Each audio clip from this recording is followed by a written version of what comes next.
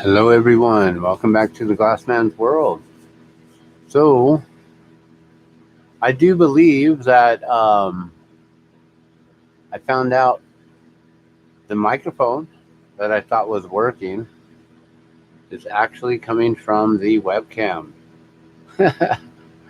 I've been over here like with the microphone in my face. It's still in my face right now currently, thinking that it was working, and this microphone doesn't work at all. We're going to actually remove it now. Can we? Is it stuck? Okay.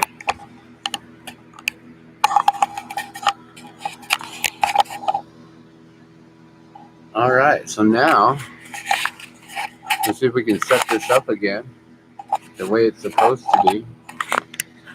Oh my God.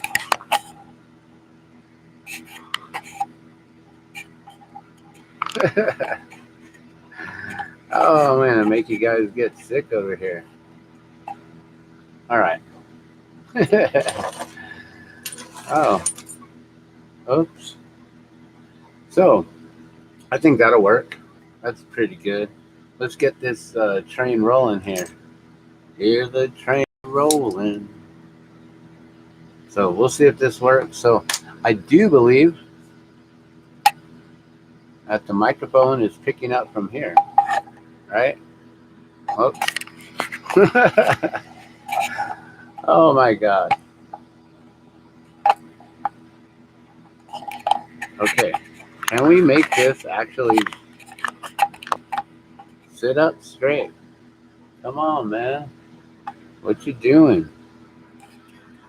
Sorry about that. Like, whoops. Okay, there we go. That'll work.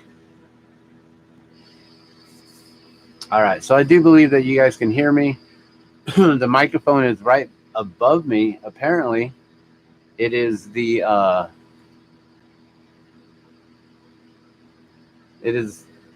camera and not the microphone that I thought was plugged in, which is really crazy. So we're gonna get started here. Just gonna blow some glass, and we're just gonna shoot the shit and talk about some things. So how you guys doing today? Thanks for tuning in. Thanks for watching. Those of you who don't know, I'm Dan the Glass Man. I basically just blow glass and I stream live, talk about random things, talk about news, current events, things that are going on in my world, things that pertain to my life and what's happening around here. Sometimes, I'm a performing musician, so sometimes I'll bring out the guitar, play some music, things like that.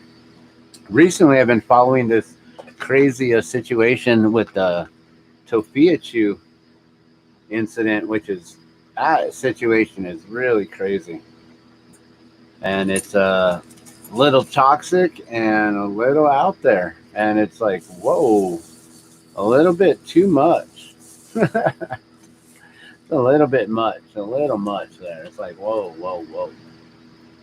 But yeah, there's a lot of stuff going on with that situation. I did an update earlier today, and apparently I found out that my microphone wasn't working because my microphone is on the camera.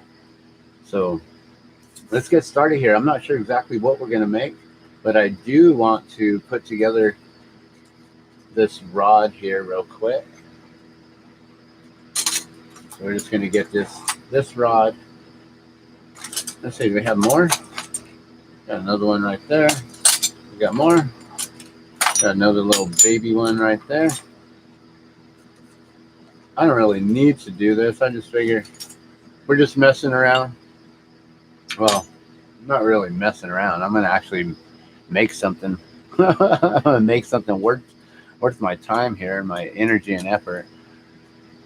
I just got done doing some yard work, which, ow, my hand is so sore. I was basically using a tool and scooping like this, going underneath a bunch of rocks and getting all the weeds out. And then my knuckles and my fingers and everything are just like smashing up against rocks all day. It's like, here, let me just punch this glass all day. That's like what it felt like I was doing, like Yeah. So that was my day. That was my fun. How was your day? How's it been going? So, like I said, I've been following this whole Tofiachu story. I don't know if you guys have been following it, have been hearing about it, but it happened here in Albuquerque. And if you've been following me long enough, you know that I created a lot of different playlists, and one of them is called Crazy Albuquerque, where I save videos that I see that are from our local area here, from different YouTube streamers, different content creators, and also from live streams, live feeds, and things like that. And also my own stories and situations that have also made it to Crazy Albuquerque. So that's one playlist, and we heard about this situation or this incident that occurred.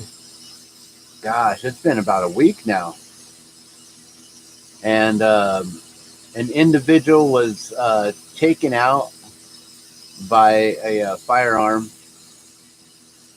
which is horrific, and he ended up stealing the vehicle with the victim still inside, with the victim's mother, who also got injured and hit as well, and then ended up taking the vehicle with them both inside, wrecking the vehicle, hitting another car, hitting a Jeep, and apparently that individual and him got into an altercation, and then it like went across the street or whatever, and I don't know what happened at that point, because it's like, okay, did the guy in the Jeep get all pissed off and start yelling at that dude?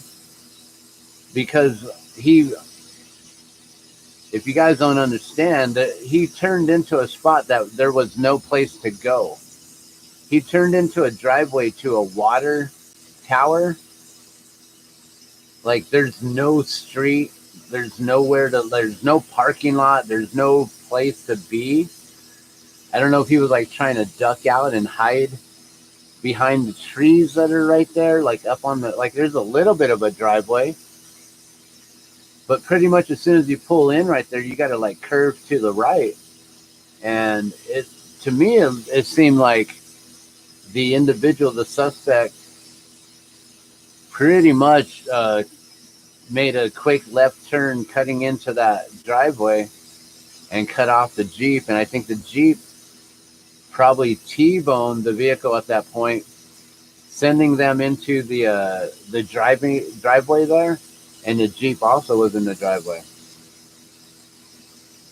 And then, you know, what I heard is that there was an altercation, a lot of yelling and I guess arguing or whatever. I don't know what was going on. I don't know if there was any scuffle or anything like that. But my friend lives right there, so he actually heard it from his backyard, and he heard there was some guys scuffling, and then there was another voice that came out that said, "Dude," and then we're thinking that maybe that was a security guard, and I think that's when Tofiachu's mom then yelled out. We're assuming that it was Tofiachu's mom that yelled out, "That's enough!" And then it went silent for a minute. And then my friend went inside, I don't know, to go get a drink or whatever, use the restroom or whatever, because he woke up and he went to go smoke a cigarette outside. So that's why he was out there. And then he heard something going on, and he just figured, oh, Crazy Albuquerque. Cops are probably going to be called soon. So he just, you know, he didn't think anything of it, just went inside. And apparently he didn't hear the firearm go off, which was from the security guard, who then basically removed that individual from life. And he's no longer with us. And yeah, crazy situation here. apparently there's been some updates, and police are saying that they're probably not going to be charging uh, the uh, the security guard with anything. He's basically going to be allowed to have removed that individual.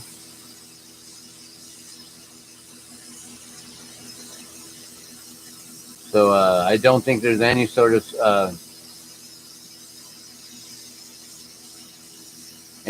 repercussions for the security guard for using his firearm to end the situation. Apparently, the mother, she got struck in the face, possibly through the nose, which is crazy because our friend recently just got same situation, almost at the Smith's parking lot, and it went like basically right underneath his nose, sinus cavity, nasal passage, all that went through one side out the other. I'm thinking that's kind of what happened here with Sophia Chu's mother. So she's still in recovery, and she is the only one that really knows what maybe happened and what was possibly the motive. So the suspect was identified as Peter Garcia from Albuquerque, New Mexico. I did a little research myself, and I found out that this individual was actually up on some hard times himself. And at the end of January, he posted up that he was needing help with a GoFundMe, that his family was facing eviction, and they were going to have to, the sheriff, I guess, was going to be coming in that Friday on January 31st, which I don't know if January 31st was a Friday, but he was saying that they were going to be coming in and evicting them. So he recently had a really bad situation with having to deal with homelessness. I don't think that they ever found any place or anything in the GoFundMe message. It said that they didn't come close to raising the funds they needed, so they're probably like a month or two behind, right? And they only raised $575, which doesn't even pay for a one room, like a one room rental in someone's home these days. Rent has gone ridiculously outrageous, completely high. It's ludicrous how much rents are going up. We live in a really bad part of town, and our rent has increased up $200 in the last few years. For why? We don't know. It'd be just because of the times that we're living in, because of the whole situation and fear, and people gave in to the whole scare pandemic that was going on, and then rent increases went up, people lost jobs, productivity levels decreased, businesses had to increase, in order to even like stay in business. So for the last few years, it's been really difficult for a lot of people here in Albuquerque and beyond. There's a lot of things that are going on, and then not only just this, with the fact that, like, here in Albuquerque, I think that our situation is we're just getting hit with more and more people who won't be able to afford to live in the places that they're living in. But there are some places around the United States right now that, people are losing their homes because of fires, because of floods, because of tornadoes, hurricanes, all kinds of stuff. People are having to move away from places like Moss Landing, where there's a big old lithium battery plant fire going on in California by Monterey Bay. It's been burning since January. There's a lot of stuff that's going on these days, guys.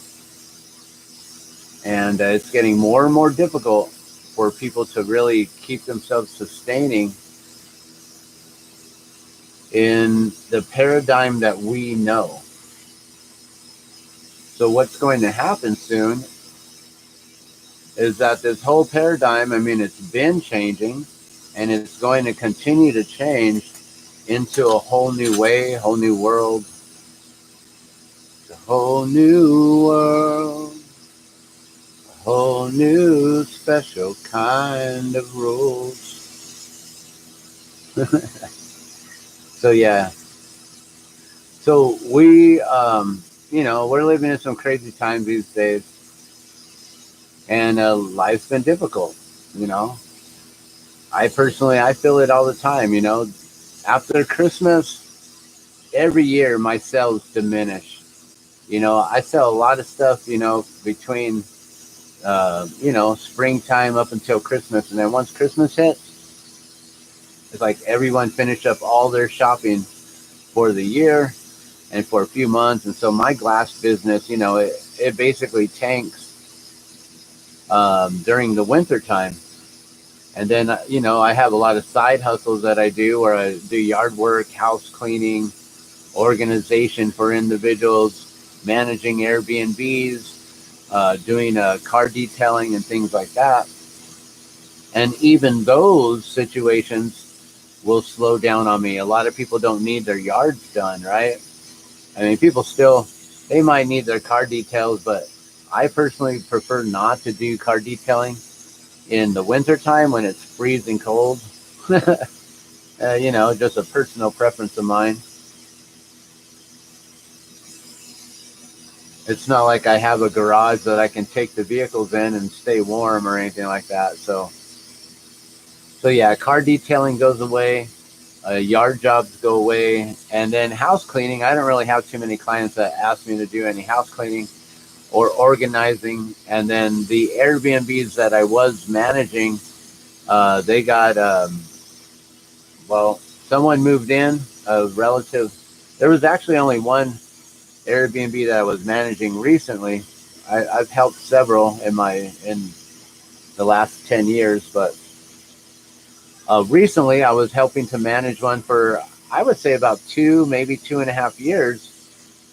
And then a family member moved in, and they basically took over the management of that property.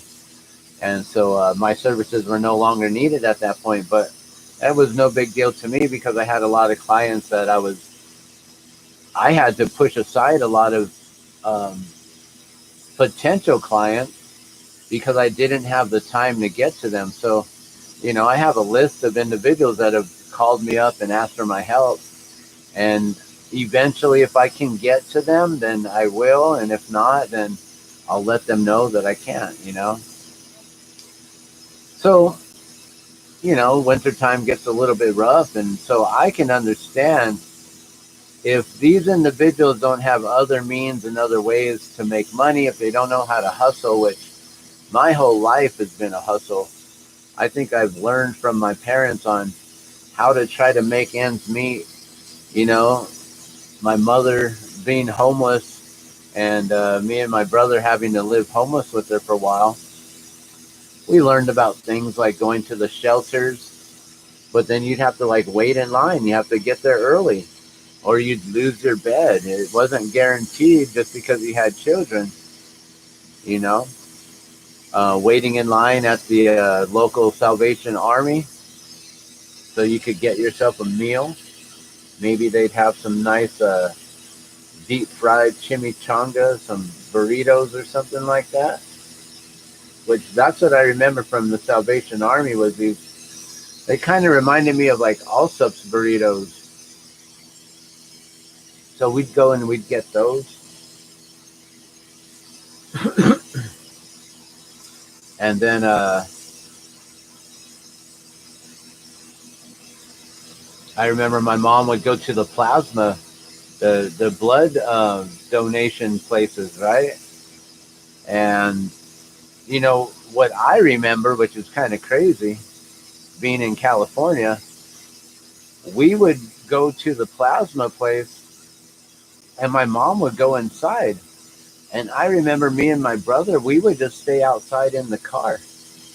And we'd just wait for our mom in the car. I guess back in those days, in like the 80s, it wasn't too uncommon, right? And then also, you know, kids, we were able to go out in the streets and we could play and do things like that. And there wasn't like, it's not like today where there's so much of this like fear and this worry because there's so many situations that occur and people just don't know how to behave with children. So,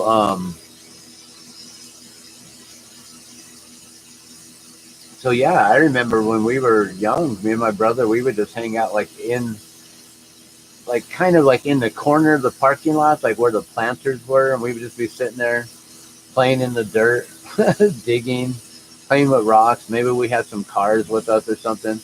We'd drive them around, or we would just be waiting in the car while our mom would go donate plasma, right? Way back in the 80s.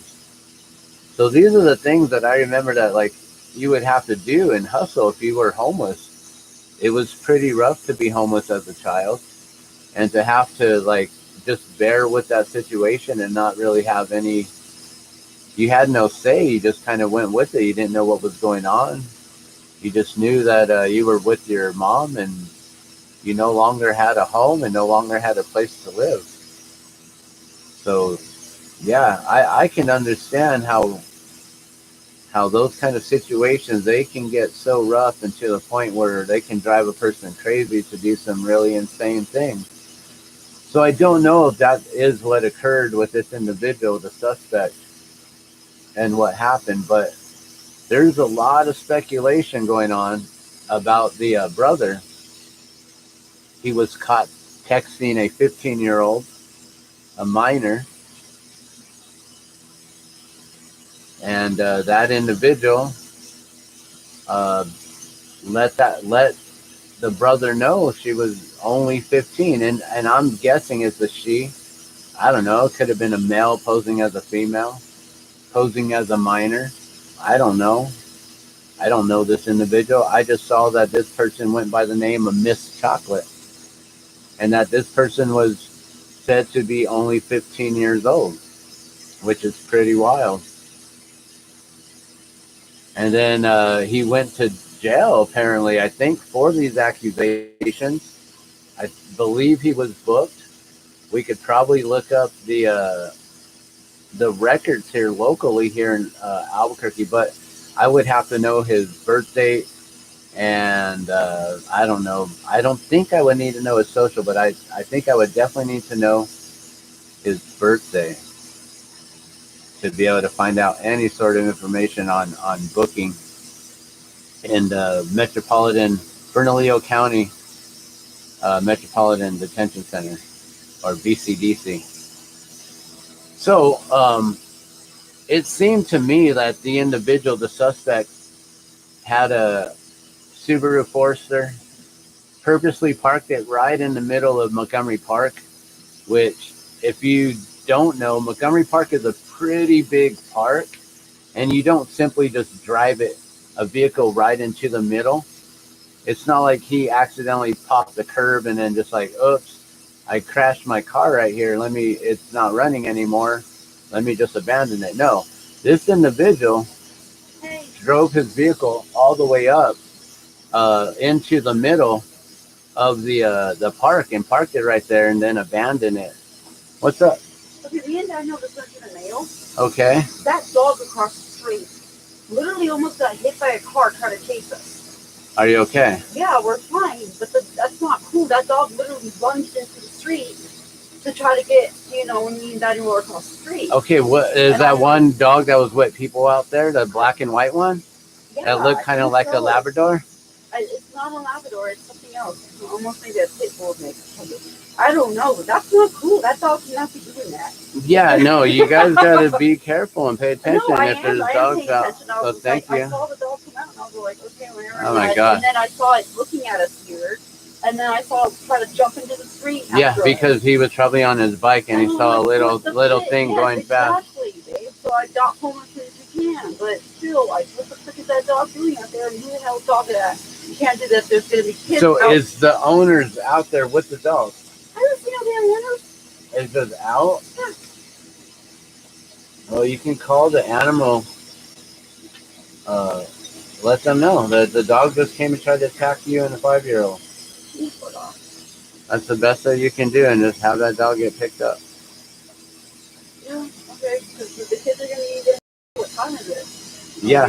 Yeah, there's a lot of kids in this neighborhood. I would suggest calling because you let them know that there's 2 schools right here, and better to save them. Yeah, but that's a good thing that Boogie knows that not all dogs.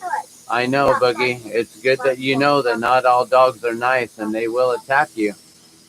So you got to know about that, okay? Yeah, he was barking a lot.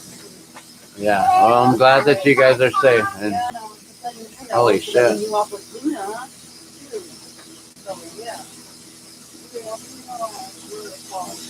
Okay. All right, well, there's a crazy Albuquerque situation right there. They're talking about crazy Albuquerque situation. Wow. So no owner outside. I saw them out the other day with the dog chilling. I don't know why that dog just now out and about. But I'm going to have to call the animal humane or dog handler, come figure out the situation. Either that or what? We take the dog out so then the children are safe.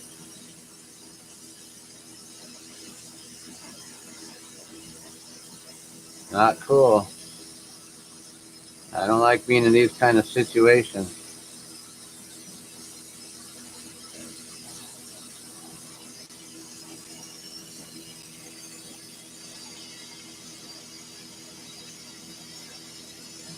Yeah, that's dangerous because there's a middle school and an elementary school really close by. Kids are about to get out. Not good at all.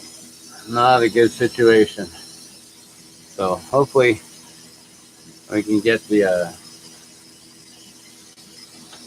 animal humane out, but I don't know. Things are so dang delayed with the process of stuff these days that we'll see what happens. We'll see how soon someone may come out and do something. I don't know.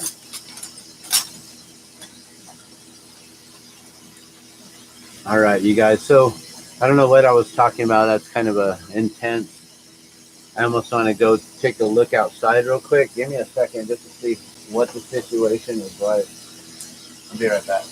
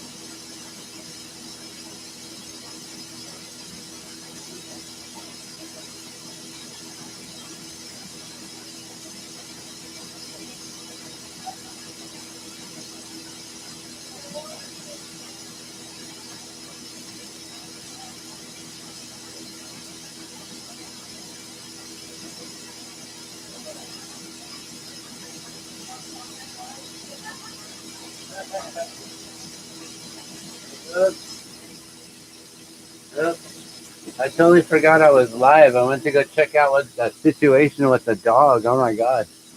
All right, so not sure 100% what's going on, but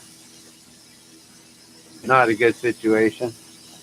The dog is out. I think he got out of his home somehow, and the owner's not there. A neighbor came out, and the dog was like barking at the neighbor, but I don't think he's like trying to attack the neighbor. I think he's being defensive, and I think when he saw our son on the bike, just a natural instinct, like a bunny rabbit, is just ready to chase him or whatever.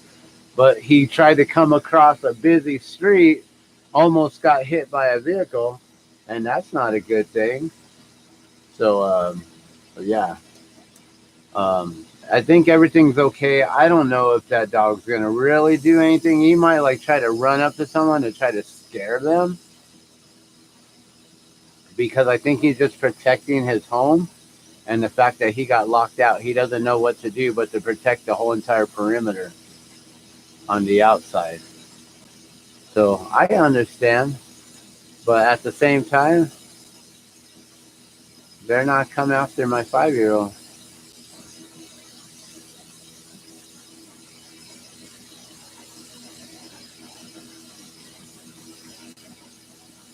But my wife called the animal humane. I don't know what they're gonna do. I don't know if the individual gets cited or anything like that or what. But and I don't know if the neighbor is gonna take the dog in for him, because it seemed like the dog is real sketch and skittish uh, from that neighbor. But the neighbor was, willing to go out there and see if he was knocking on his neighbor's door. So I'm just assuming he's seen if his neighbor is out or home or what, and if the dog just got out randomly or what. All right, so I don't know what we were talking about. I think we were talking about the whole situation with um, uh, Donald Jr. With Sophia Chu's brother, and with the fact that he was found to have been texting a individual named Miss Chocolate, MS period Chocolate, and that this individual stated that she was 15.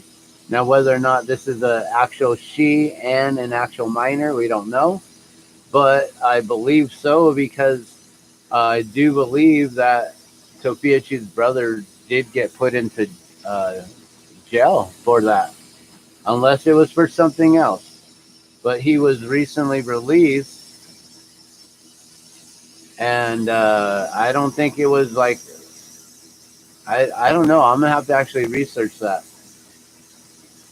So so far we don't know why this occurred. We don't know who the suspect is now. We should be able to find out if the suspect, the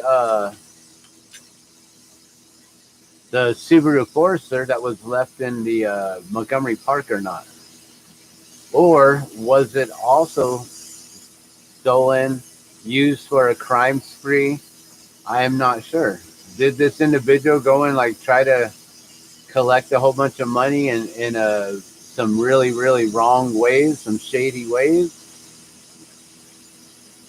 Because, when your family's on the street and you've been providing this for them forever, that's all you know how to do is provide for them. So if you end up becoming homeless, they're gonna do whatever it takes to try to provide for them. And not saying it's right, not saying it's good, but this individual maybe tried to take someone out. And then the other thing too is, like, I don't know, it's just, it doesn't add up to me that this individual is thinking he's gonna steal a spray painted, so a very unique, a very recognizable vehicle. This person's gonna steal a very unique, recognizable spray painted vehicle that doesn't have clear coat. So it's not like this is like an amazing paint job or anything like that.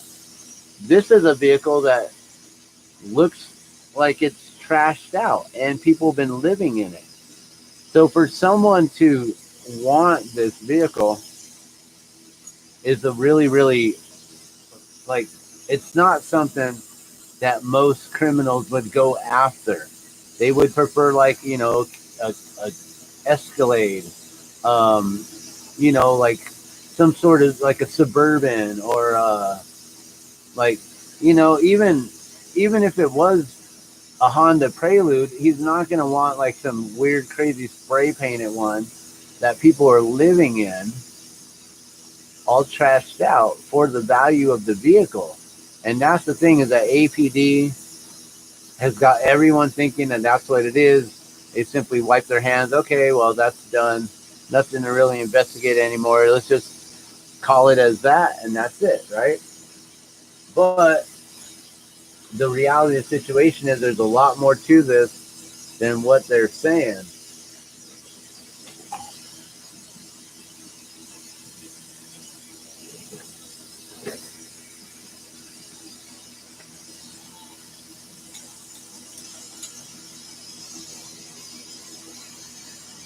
So I don't know. It's wild. But that's what I've been focusing on this story for a minute now, ever since it came out. I think that was on, gosh, maybe on the 13th. It might have been just a few days ago last week. They just announced the suspect 4 days ago, I believe. And I think it's been like 7 days since the incident occurred.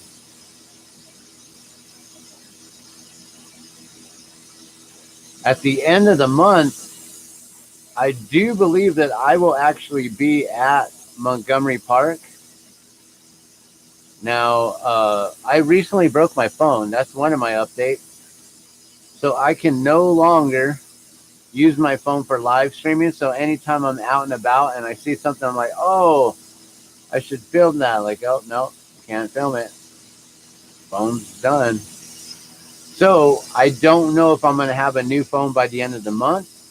I was really hoping that I was going to show you Montgomery Park and give you guys my idea of what I've been feeling and thinking. I'm sure I'm assuming at this point that there's probably a memorial out, right, on where they found or where the incident occurred. I don't know. Like, I don't know if they're gonna put a memorial up right there by the water tower on Montgomery near Marla, where the incident ended, or if there's going to be a memorial at the park where that's actually where he lost his life. But we are going to be there at the end of the month because we had a friend who recently lost his life, who was also in the news, connected with the Albuquerque Police Department, Bernalillo County Metropolitan Detention Center, BCDC.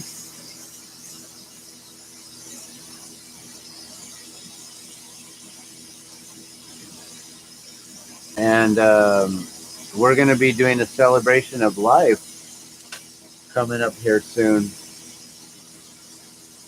I find it interesting that this occurred right there and that we're going to then be celebrating life where a life was taken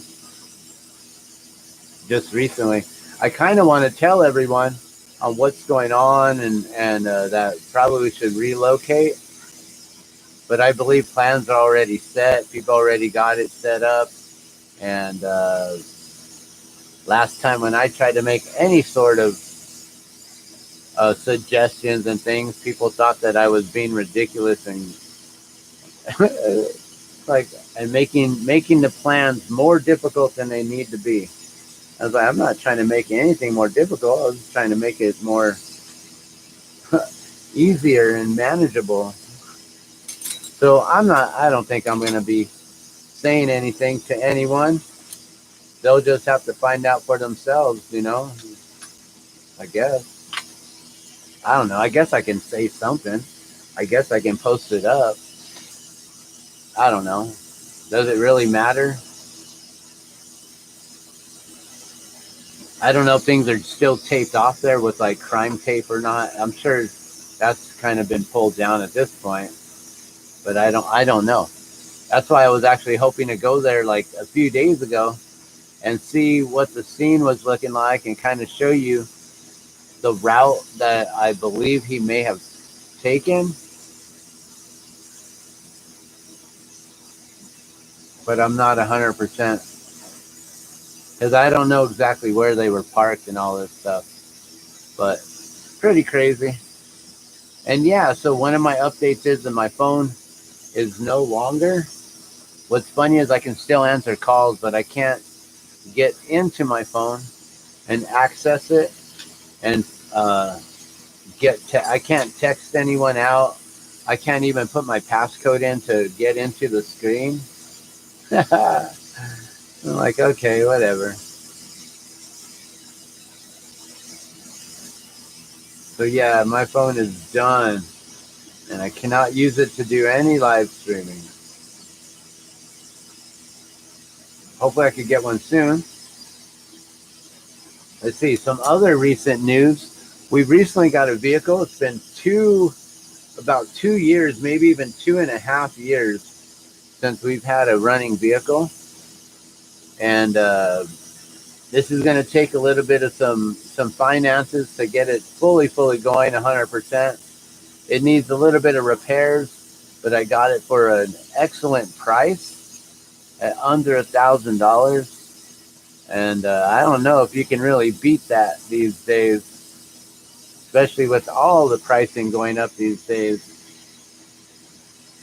Although I've been hearing that the used car market has actually been dropping, and even electric vehicle sales, and that their prices have been dropping and resales and stuff like that. So you can get a used Tesla for a pretty good, decent price these days.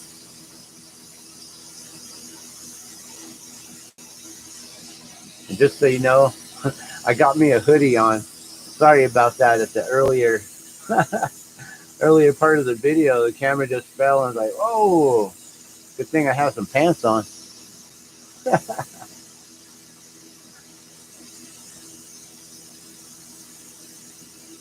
The camera totally fell and flipped over. Exposed me.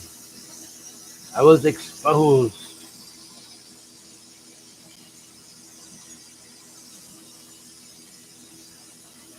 All right, so I'll be getting the van up and running here very soon. We just got to get a few things done. One thing is it needs a spare tire, but I just ran the computer diagnostics on it and found out that it's, it's throwing a few codes there, several, that I really need to get fixed. Oxygen sensors, some situations with the cylinders and a couple misfires on the cylinders and a few other things. So if we can get these repairs done very soon, then our vehicle will be up and running, and we'll probably take on a road trip as soon as we get it all up and running. And we'll see how well it drives on the highway. Take it out somewhere. I keep hearing camping. I don't think it's the weather yet. I think we got to wait for it to really, really warm up a little bit more before we can go camping. But I do believe that is going to be in our near future, guys. So hopefully I'll get a camera. We can take you guys on that excursion. Take you with the Glassman's world and show you how I do camping, survival style. Nah, we keep it real simple. I keep it so simple and minimal that it's like you barely, like, I don't know. I don't need too many things to go camping, especially by myself. Now, with the whole family and with the 5-year-old and with my wife, I might need like a whole bunch of stuff. I might need an air mattress. Instead of just sleeping right on the earth.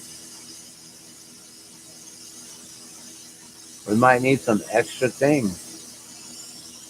It's going to be interesting to see how they can handle and withstand being out there in the elements. As we've never gone camping together, so this will be a first. I've gone camping with my daughter, and I know my daughter can withstand camping and things like that. But as far as my wife and my 5-year-old son, I've never taken them. We've never gone, and so it's going to be a learning experience. That's for sure. I'm going to learn exactly what I'm going to need for the next time to make it a little bit more comfortable. Might have to bring cake mix, chocolate cake mix, to keep the wife happy.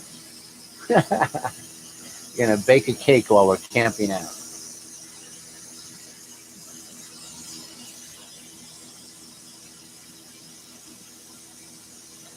All right, so I don't really know anything else.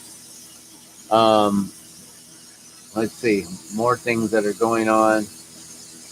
I got a lot of my clients back. The weather's been heating up and warming up more, so my yard jobs are picking up.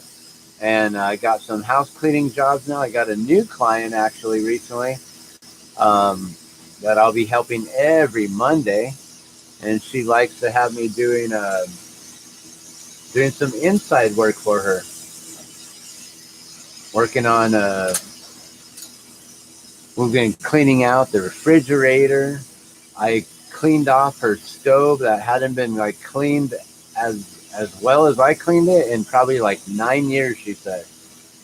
She recently lost a partner. She's an older individual, and she recently lost a partner, so she needs the help. And I guess apparently when her partner was there, even then, things weren't getting as clean as I was able to get them done on my first visit there.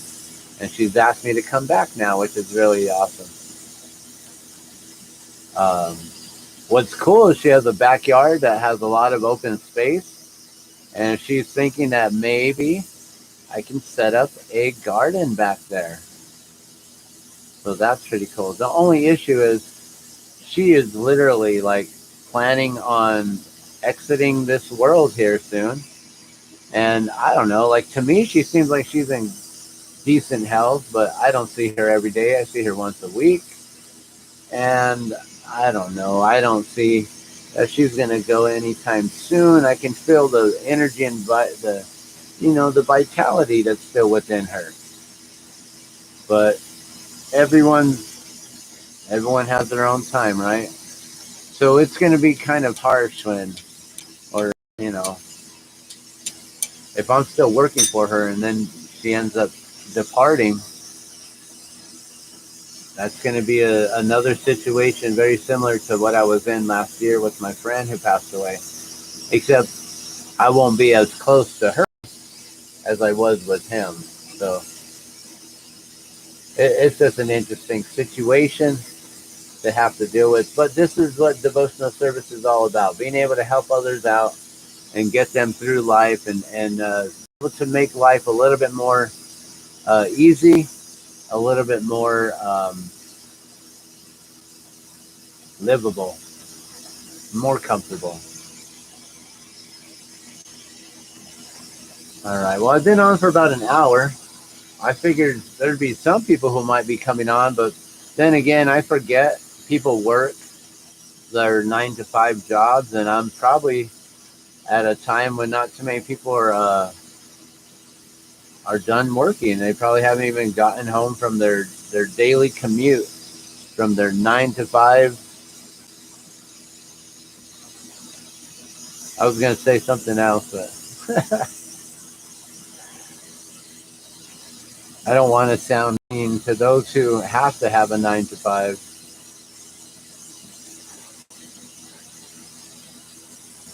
I was fortunate to be taught how to blow glass right out of high school. I had no direction in life at that point. I was not even thinking about joining the military. I literally had no direction. I was just gonna go work at like Dairy Queen. I don't know. I really don't know what I was gonna do, guys. I had music, I had art. I'm like, what was I doing? I had skateboarding.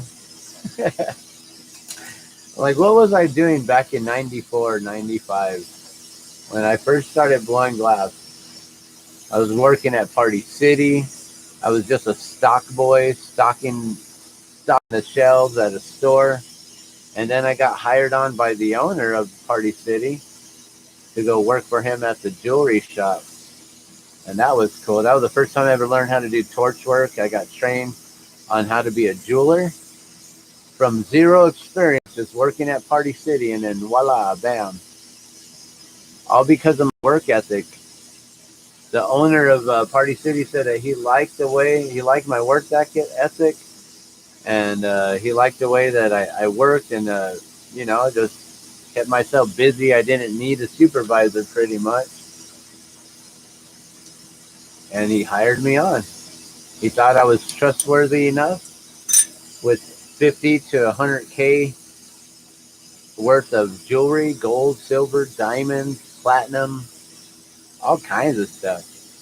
And he trusted me with $50 to $100,000 in jewelry on the first week that he hired me.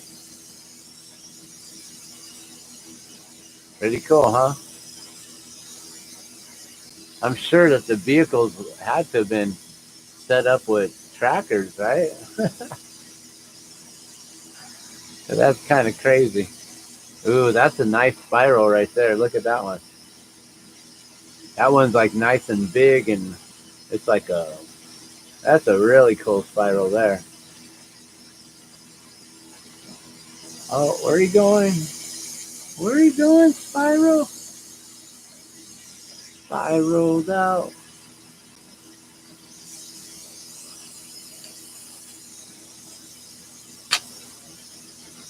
All right. I don't really have any more updates besides I've been talking to some people on some glass balloon stuff.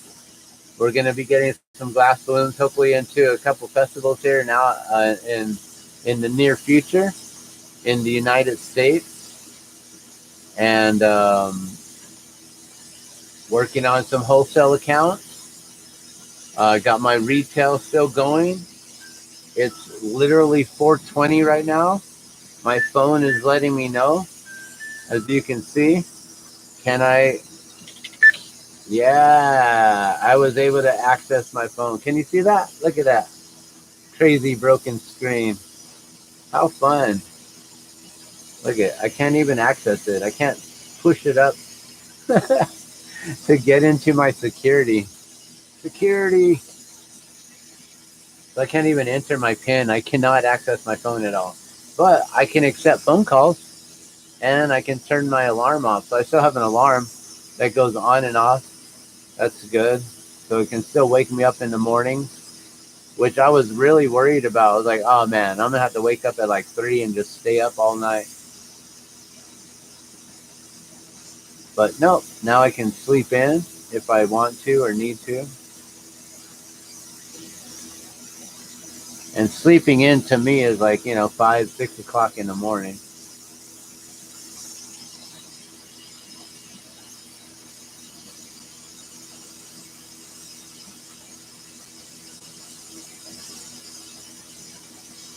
All right, so just make a few of these here.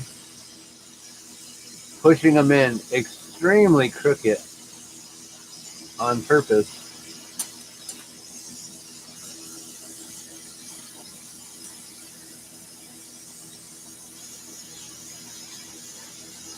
Let's see, what else is going on? So we got new clients. We got some clients going. There's one client, my Tuesday client, I haven't spoke to since right around Christmas time. So, and he's one of my better clients. I normally make a pretty penny on those days there with working for him. And so I need to get my Tuesdays going. I got Wednesdays going. My Fridays are going. My Mondays are going. And I just need to get Thursday going again. And then I'll have 5 days booked, Monday through Friday, with a new client every day of the week. And then I've also been able to figure out, well, if I can do some morning clients, I may also be able to do 2 or 3 hours for a couple individual clients in the afternoon as well, and try to not really double up my work, because sometimes I do 3 or 4 hours in the mornings, and then doing 2 to 3 hours in the evening isn't really doubling it up. But it is adding a little bit extra, a little bit more income to help us out, getting by, getting through, and things like that. Because like I said, times are tough. I feel really bad for this whole situation with Sophia Chu, and even with the suspect. I'm not going to say that I feel bad for him because of what he did, but for his wife, for his daughter, for his siblings. He's got like brothers and sisters. I'm not sure if his parents are still around or not, but his siblings are sad. They're completely like awestruck. Can't believe what happened. They're still processing this whole situation, right? Both families are going to be having their funeral services soon, right? That's going to be sad. Hopefully nothing retaliatory occurs or anything weird like that. I'm definitely going to be following the story until they finalize. Basically, I just want to find out, was that Subaru Forester his, or was he on a crime spree beforehand? Because if that was his, if that was their family vehicle, he may have left his wife like hanging without a vehicle now. And which, that could be horrific if they've been like staying in hotels, and I don't know, maybe they both got their own vehicles. I am not sure. And maybe, like I said, that one was stolen and used in a crime spree prior to what he had done to Sophia Chu's brother and mother and taking their vehicle. It's pretty wild, guys. But I don't know. You guys let me know what you guys think in the comments below. If you guys have heard any other different situation or story about this, let me know. I've just been going off of what APD has said in the press releases, what the Albuquerque Journal has printed in the newspaper 3 days ago, with identifying this individual, Peter Garcia, and then what Sophia Chu is saying every day on her live streams. It's pretty wild. So I'm just going to keep on covering this. I'm going to keep on blowing glass. We're going to keep on making a bunch of items that way I can always have things for sale. Like I said, I'm working on some wholesale accounts, and one of them is a local account here at the Beat It Iris. It's a local bead store. I used to sell and wholesale to her many, many years ago. It's probably been 5 to 10 years since I've wholesaled to her. And I found out recently that she was asking about me. So I'm going to go in there soon, and hopefully we can reestablish that account, get some glass moving there, get some glass moving into Oklahoma soon. Although I know that they're dealing with a lot of wildfires, and with our winds that we had yesterday, and we have some crazy winds, I guess, a little bit today. Well, mostly yesterday. We'll see what Oklahoma is dealing with right now. I'm sure that our winds got pushed over there, and it's really not helping out with their wildfire situation. But I'm in a conversation right now in collaboration with an individual out there who has a balloon company, and they run a balloon festival. Did he say 5 times a year? And the event runs for 3 days during each festival. So 15 days of festival that I may be able to get my glass balloons out there and have them sold. So we just got to figure out if we're going to be doing the whole wholesale or the whole retail. What is up? Mushroom. Check. Should we make a mushroom just because you pushed the mushroom? Let's make a mushroom.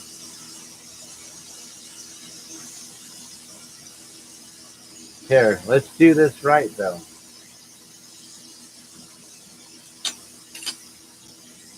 Where's my caramel?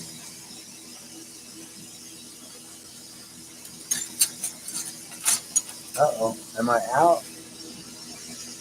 Oh, there it is. All right, bam. Mushroom. All right, so we're gonna make a mushroom since Austin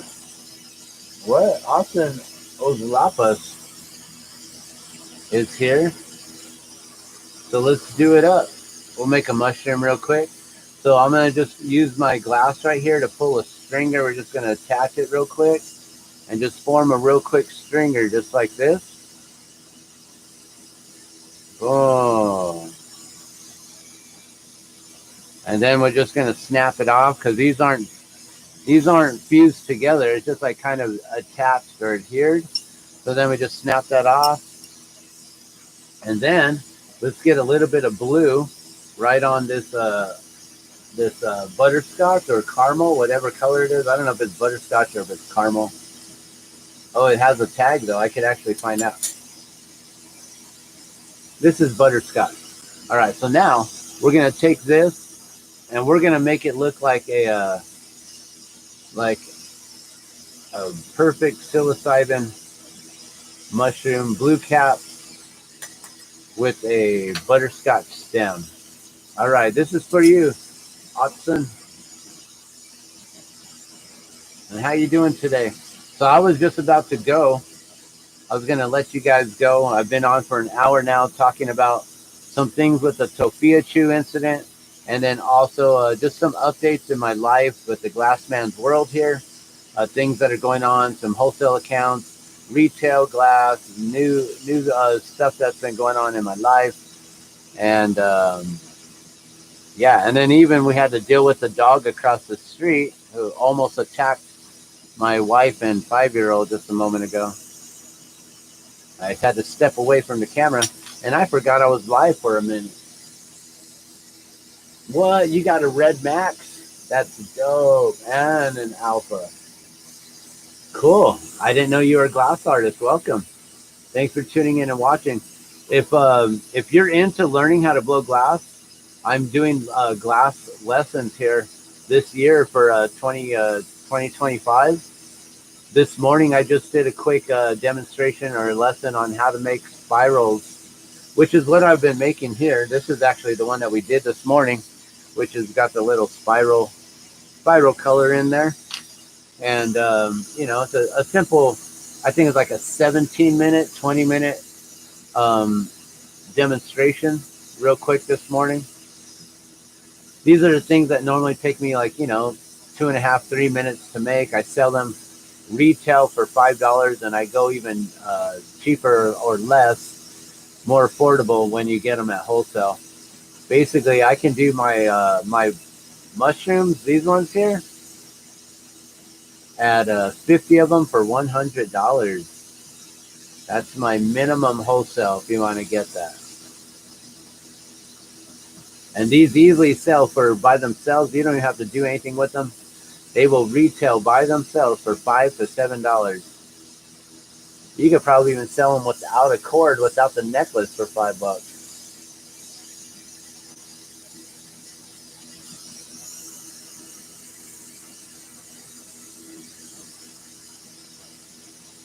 At Bear River Glassworks in Grass Valley, Where's Grass Valley? I'm from the Inland Empire down south by Pomona, California, Pomona Valley. I don't know where Grass Valley is in California. Is that up north? Is that by the Salad Bowl of America near Monterey Bay and all that? Where are you at? Yeah, my glass content is live stream. I basically do nothing but live streaming, so that way we can just like chill and shoot the shit and just hang out, and then people can watch from all over the world after that, Oh, okay, so you're close to Sacramento, more to the inland, I guess. Well, I guess Sacramento's more inland, right?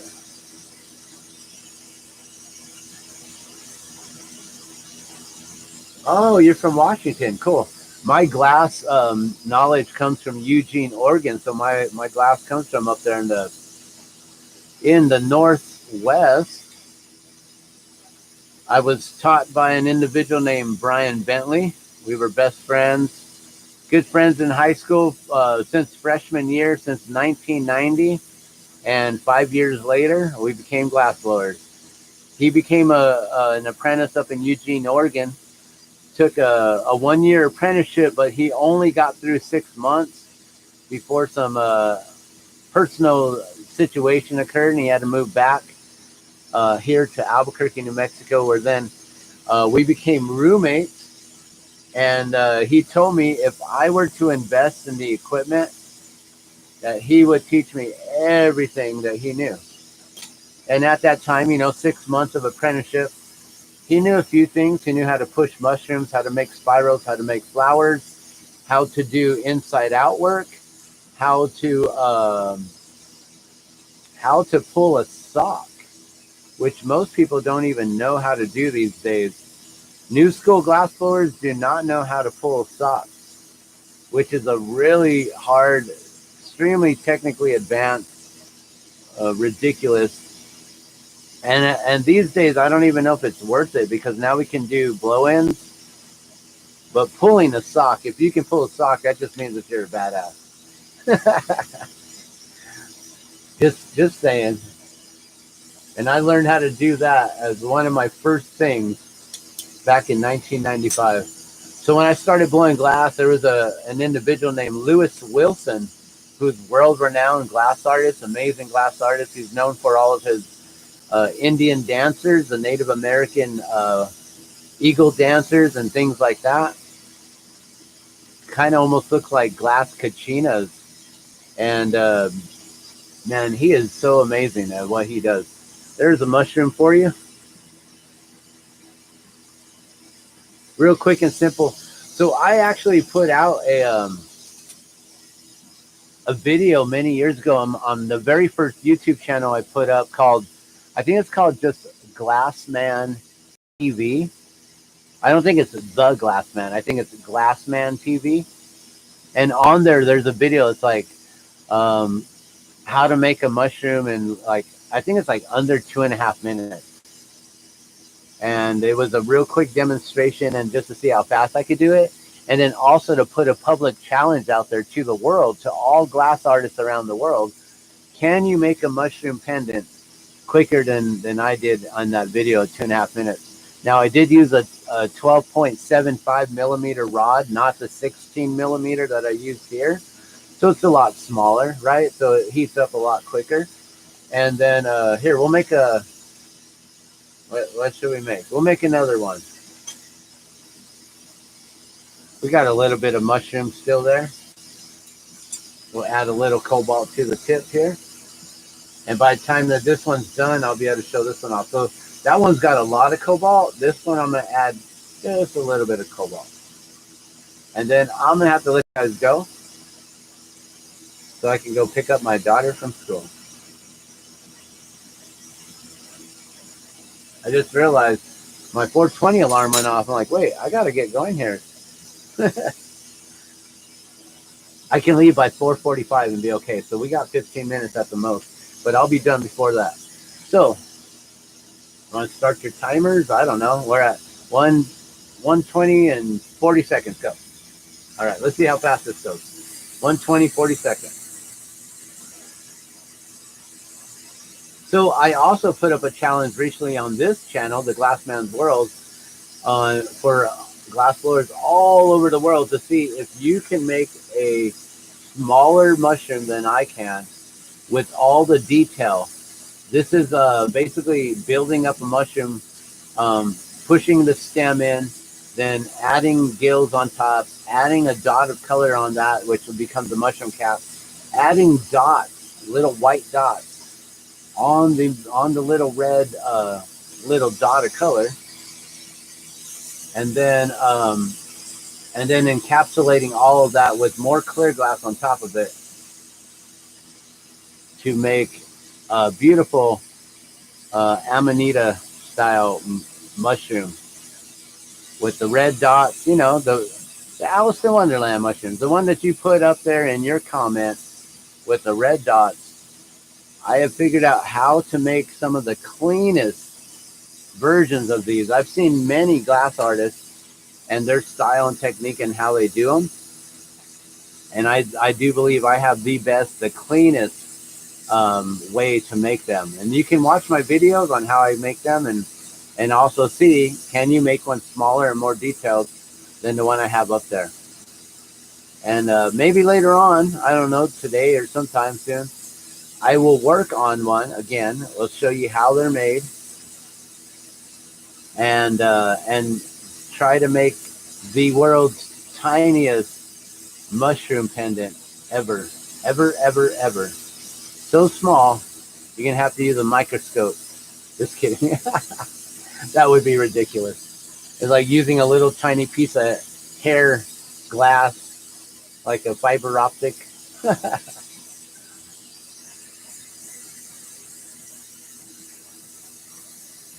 So yeah, doing live demos is fun. It brings people in. People get to talk and have conversation with me here. But then people come and go. And sometimes I have people never come. And I'm sitting here by myself just talking away. I've learned that doing live streams, I have to basically talk to myself until someone starts having conversation with me. Or else when you go back to the live and you re-watch them, they're really boring if I'm just sitting there waiting for people to talk to. So I kind of have to be crazy and sit here and talk to myself.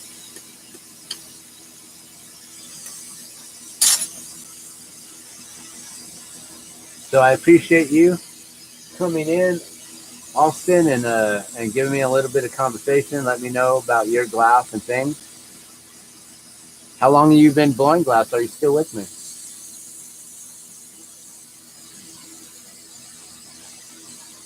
All right, we're going to finish up this mushroom here, and maybe we'll have a little bit more conversation, but I really do got to get going. It's 4:32.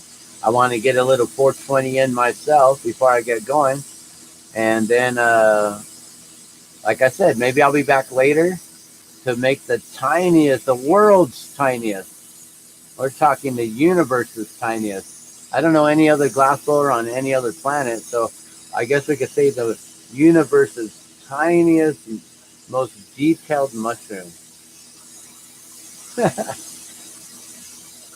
That's funny.